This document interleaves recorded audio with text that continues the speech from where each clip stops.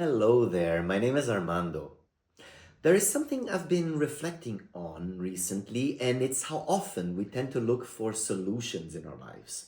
And not in a negative way, but just as a natural response. When something feels off in our body, our energy, in our routines, we tend to look for something that can help us fix it. A method, a new tool, a product, a system, even. So, something that can help us feel better with ourselves. And to be clear, there is nothing wrong with that. Support can be incredibly valuable, but in my experience, there is a subtle line that is very easy to cross without us noticing it.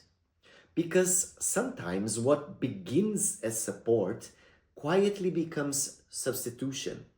Instead of helping us understand what's happening, the solution starts to replace the need to understand. Instead of supporting our awareness, it takes over the role of deciding for us. And over time, something shifts. We stop asking what is actually happening here, and we start simply asking, what should I do? And expect guidance. And again, this seems practical, it seems efficient, but slowly it can create distance between you and your own life experience.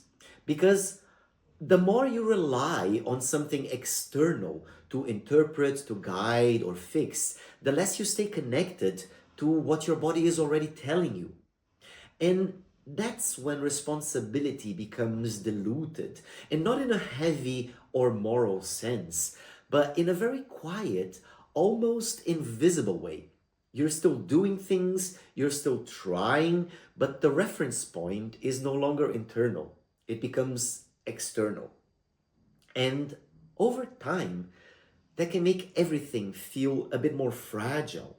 Because when the system is gone, or when the plan stops working, or when the solution no longer fits, there is very little to fall back on.